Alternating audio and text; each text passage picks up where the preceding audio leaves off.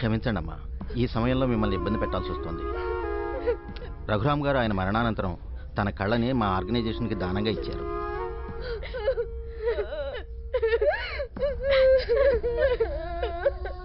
Please మీరు సహకరిస్తే.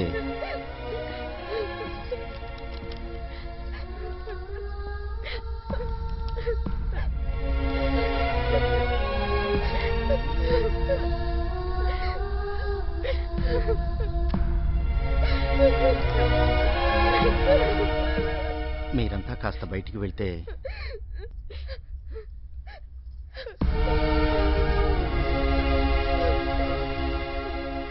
సర్వేంద్రియానాం నయనం ప్రధానం అన్నారు పెద్దలు.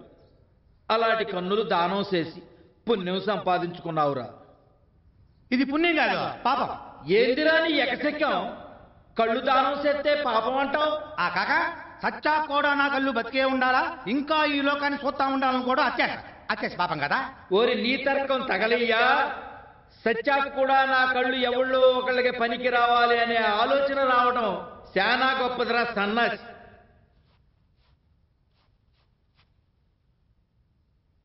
ఆ డస్ట్బిన్ ఇటు పట్రా.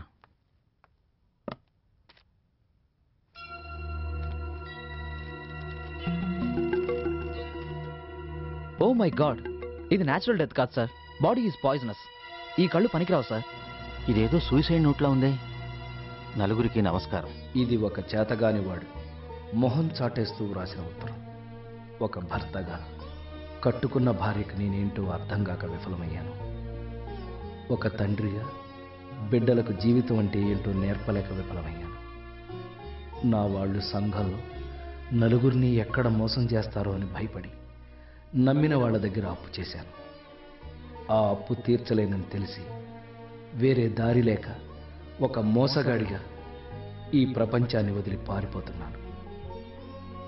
ఒక పౌరుడిగా ఇక్కడ బ్రతికే అర్హత కోల్పోయి చేతగాని చవటలా చస్తున్నాను.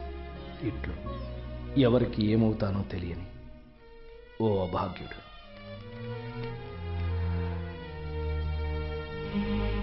ఇంకా ఎవరి సానుభూతి కోసం ఈ ఉత్తరం?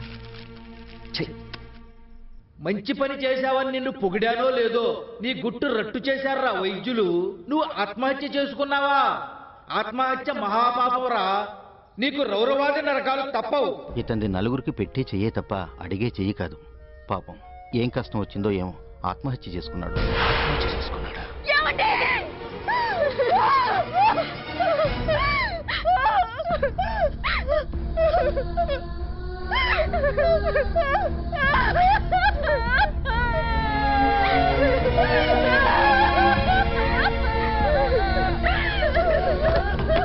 ఏమిటమ్మా, ఏమైంది? ఏం లేదు, చనిపోయి చాలాసేపు అయింది కదా, కళ్ళు పనికి రావన్నారు, అందుకే బాధపడుతున్నా. దయచేసి బయటకు రండి ప్లీజ్. వాడు ఆత్మహత్య చేసుకున్నాడని అందరికీ చెప్పు. వాడి జీవితాన్ని మర్చు తేవడం నాకు ఇష్టం లేదు. ప్లీజ్. అయ్యో, మీరు ఇంతగా చెప్పాలా?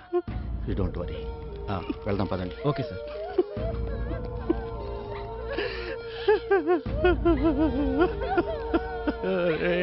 ఎంత పని చేసావరా. చూడండి అయ్యా, చూడండి, నా వాళ్ళకి నేనంటే ఎంత ప్రేమో చూడండి.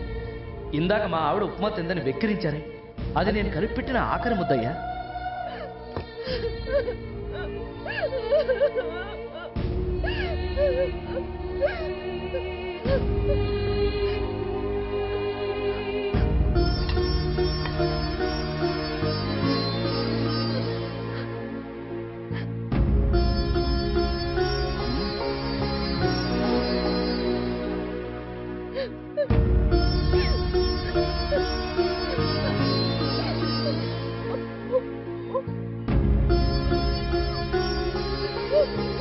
అది గుర్తుకొచ్చి తిందే గాని తనకు ఆకలేసి కాదు, నా మీద ప్రేమలే కాదు. కోటయ్య, ఏం కోటయ్యండి, సేవ జాగరణ సరిపోతుంటేను. ఇంతవరకు కొడుకులు వస్తారని ఎదురు చూసాం, వాళ్ళు ఇంకా రాలేదు. ఇప్పుడు ఏం చెయ్యాలో ఏంటో. ఏం తోచకపోతే శవాన్ని తోడుపడుకో వెళ్ళి ఏడు చేసేది. కొడుకులు వచ్చేదాకా వెయిట్ చేయటమే. వాళ్ళు ఇంకా రారు. రారని అంత ఖచ్చితంగా ఎలా చెప్తున్నావయ్యా? వాళ్ళు ఎక్కడున్నారో మనకు తెలియదు. వాళ్ళ నాలుగు చచ్చిపోయినట్టు వాళ్ళకి తెలియదు. మరి ఎలా వస్తారు? కొడుకులు లేకుండానేనా? అయ్యో ఎంత కర్మరా భగవంతుడా. కొడుకులు లేకపోతే మేమంతా ఆయన బిడ్డలు లాంటి వాళ్ళు. మేం చేస్తాం జరగాల్సిన కార్యక్రమాలని.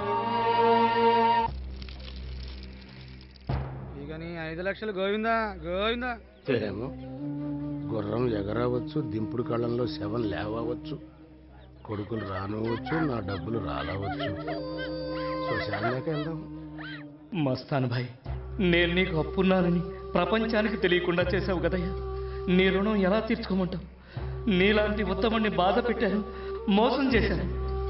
క్షమించమని అడగాలన్నా నాకు సిగ్గేస్తుంది, నా మీదే నాకు అసహ్యం వేస్తుంది. అలాంటి నన్ను ఇంకా రుణగ్రస్తుని చేస్తున్నావు కదయ్యా.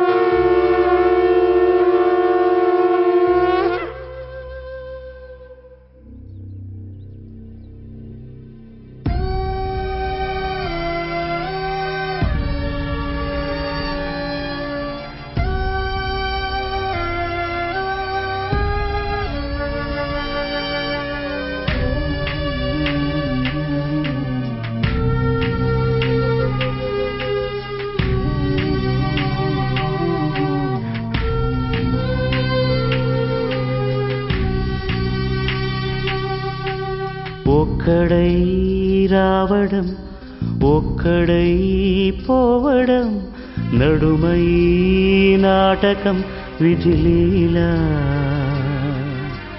వెంటయే బంధము రక్త సంబంధము తోడుగా రాదుగా తుది వేళ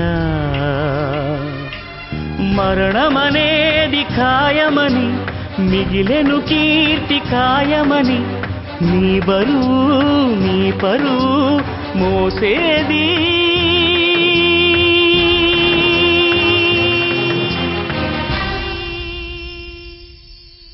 ఆ నలుగురు ఆ నలుగురు ఆ నలుగురు ఆ నలుగురు. ఆయనకు నాకు ఏ సంబంధము లేదు. నన్ను జయపూర్ తీసుకుపోయి నాకు కొత్త కారు చేయించారు. నిజంగా ఆయన దేవుడే కదమ్మా. నన్ను క్షమించి డాడీ. నేను డాడీని చూడ. ఆగు, కూర్చోలేగా. ఎక్కడికి వెళ్తాం? కూర్చో కూర్చో. వదలండి, నేను వెళ్ళాలి. కూర్చోమని చెప్పనా? వెళ్తే అందరికి దొరికిపోతాం. అప్పులోకి దయాదాక్షిణాలు ఉండవు. నాకు ఈ డబ్బే వద్దు, నేను డాడీని చూడాలి. ఎక్కడికి వెళ్తాం? వీడికి ఉంటే చాలా ప్రమాదం. మన మధ్యలో ఇక్కడి నుంచి మక్క మార్చాలి. నువ్వు వెళ్ళి ట్రావెల్కి ఫోన్ చేయి, నేను హ్యాండిల్ చేస్తాను. కూర్చోమని చెప్పానా? కూర్చో కూర్చో. మాట్లాడక ఇంకా నోర్మోయ్. మనం విజయవాడ వెళ్ళాలంటే ఎంత టైం పడుతుంది? ఎక్కడ ఆకుండా వెళ్తే 5 గంటల్లో వెళ్ళొచ్చండి. సర్లే, తొందరగా పోనీ. హలో, ఏమండి, ఘోరం జరిగిపోయిందండి. నాన్న మామూలుగా చనిపోలేదు, ఆత్మహత్య చేసుకున్నారండి. మీరు వెంటనే ఇంటికి వచ్చేయండి. Sorry, wrong number. Hello hello, అంటే వాళ్ళు ఎక్కడున్నారో తెలిసి అబద్ధం చెప్తున్నావా? ఇలాంటి పాపిష్టి బిడ్డల్ని వెనకేసుకొచ్చి బంగారం లాంటి భర్తని పోగొట్టుకున్నాను. ఏమండి, ఏమండి, నన్ను క్షమించండి, నన్ను క్షమించండి. మిమ్మల్ని బాగా ఏడిపించాను కదా, సారీ అండి.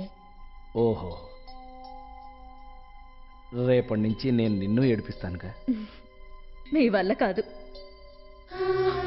రేపటి నుంచి నేను ఏడిపిస్తానంటే ఏదో సరదా కట్టున్నారు అనుకున్నాను, కానీ ఇలా ప్రాణాలు తీసుకుంటారనుకోలేదు. తప్పు నాదే, నువ్వే నన్ను క్షమించాలి. అటు పిల్లల్ని కాదనలేక, ఇటు నాకు చెప్పలేక, మధ్యలో నువ్వెంత నలిగిపోయావో అర్థం చేసుకోలేకపోయాను. కష్టాల్లో కూడా నా స్వార్థం నేను చూసుకున్నానే తప్ప నువ్విలా ఒంటరిదానివైపోతావని ఆలోచించలేదు. నన్ను క్షమించు భారతి, నన్ను క్షమించవే, నన్ను క్షమించవే.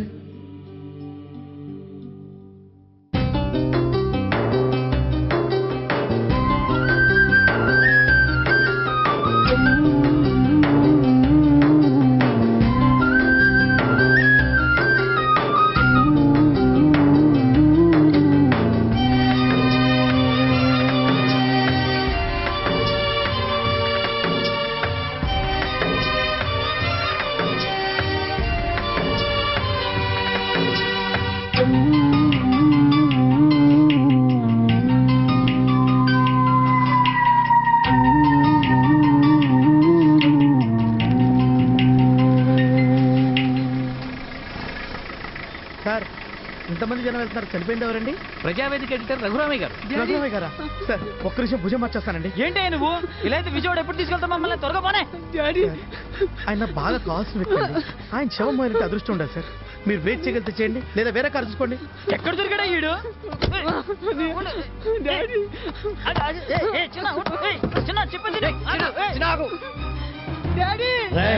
ఇప్పుడు నీకు గుర్తొచ్చావా? నువ్వు నన్ను ముట్టుకోవడానికి వీల్లేదు. అరుగో ఆ రఘురాం కొడుకులు వచ్చారాయా? రండి రండి, సమయానికి వచ్చారు. తొందర దిగండి. రండి రండి.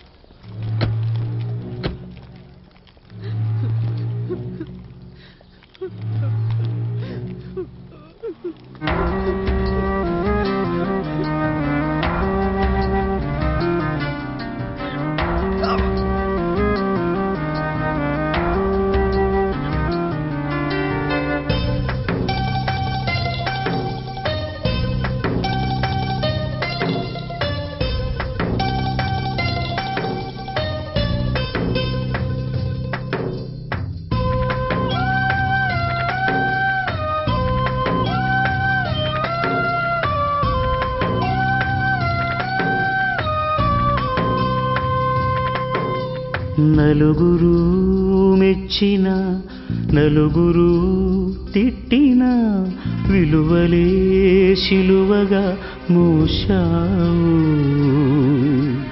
అందరూ సుఖపడి సంఘమే కోరుతూ మందిలో మార్గమే వేశావు. నలుగురు నేడు పదుగురిగా, పదుగురు వేలు వందలుగా నీ వెనకే అనుచరులై నడిచారు.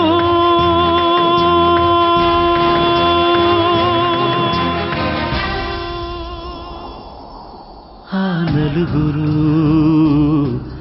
ఆ నలుగురు.